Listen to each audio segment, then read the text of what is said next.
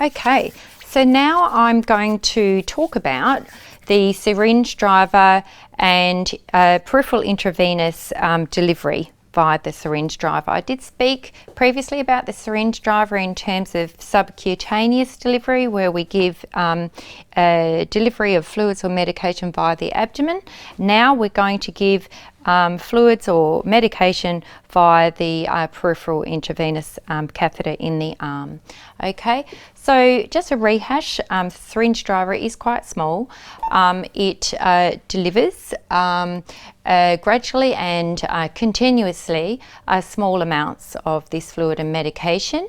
And you need to be an RN or an EN with IV competency training to actually use this machine. So that's really important.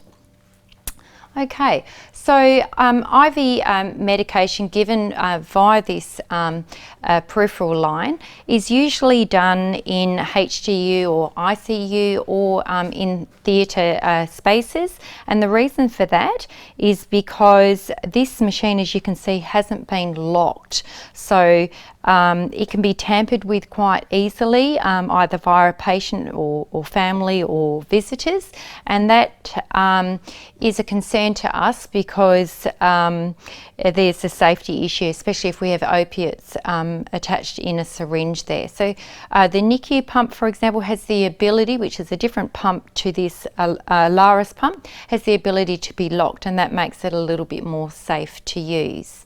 Now, like I mentioned before, using the soft keys, we can adjust the rate and the volume of this syringe driver. Now, we still need to follow the principles of IV medication. So we need to have things like a prescription chart ordered by a doctor advising us how they would like this infusion to be given. We also need to make sure that we check our MIMS and check our injectable drug handbook to make sure that we've covered this safety aspect of giving this medication as well. Now, there are complications that can occur, and if they're going to occur, they usually occur at the site of the cannula insertion.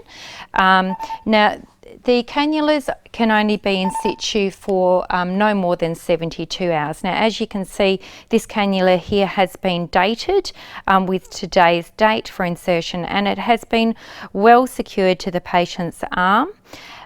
We would need to state where that cannula has been placed in the patient's care plan, and we can have a look at that a little bit later. Now, we can see if we follow this down that it's also been further taped down the tubing, and this is a backup to prevent this tubing from being pulled out of the cannula site itself. Now, a patient that may not be being as careful as they could be could actually cause trauma at the cannulation site, and that could come out. So that wouldn't be a good thing, and as nurses we'd need to apply pressure to that. A patient can also get a small thrombus at the cannula site there, which is a little blood clot. And that may stop this infusion from being able to infuse the fluid or medication. And the other thing is it can extravasate by itself, and it can do that over time. So we need to be checking this at the beginning of our shift and very frequently thereafter. And I'll talk about that a little bit more in a minute. So we follow this line up, and as you can see at the peripheral end, there's a sticker there to say what date this label was placed on and the time, and if we follow it up to the syringe driver, you can see that there's stickers there as well. There's a blue label because we're actually giving a peripheral intravenous medication, so it's important that we use the right label for safety. And we pre-program this machine, and it's a two-person checker again, so we get two nurses to check that all the information is in the machine. We're happy with the way that it's been secured. We'll check at the back and the sides here, turn that alarm off, and that it's been plugged into the wall. If we get our patient on board, we give them the right education, they should be compliant with that. And just a rehash, it is a 60 ml syringe in this machine. The NICU pumps to take the 20 ml syringes, and of course we would have a primed, lined, as I've previously said in other demonstrations, using this machine. Okay, so we have documentation here. This is similar as per my demonstration discussing subcutaneous administration. We would need to state, if we've got IV access, on our care plan the date that the IV was inserted. The same if the IV has been removed. Things that we check every shift is to make sure that it's patent, obviously. Well, if it's not running continuous, if we want it running continuous, we'll know it's not patent.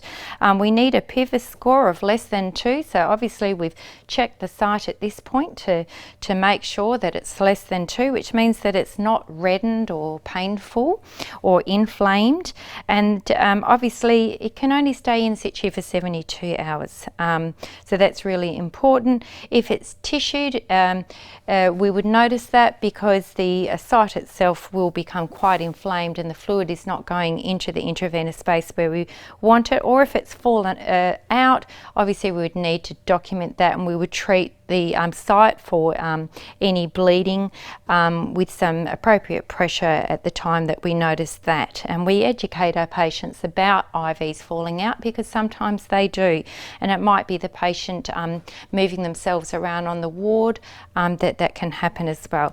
Now it does have millage written on the syringe driver, so therefore if the patient's getting an hourly millage of medication or fluid, we would need to document that in the intravenous column on our fluid balance chart, so that we can keep hourly documentation, and then we'll have overall 24-hour documentation for input and output, and it will help us understand whether our patient is in positive or negative balance, because that is important as well. Now, the other thing I want to talk about is just making sure that you're still doing your assessments on your patient if they're having fluid or medication administration, and that those observations are your normal vital signs, so blood pressure, pulse, rest rates, SATs rates, etc. And also by talking to your patient, you can gather information about their pain assessment and whether they're being alleviated by that pain, or whether they are responding to the types of medication that you're giving them, and you would report that accordingly.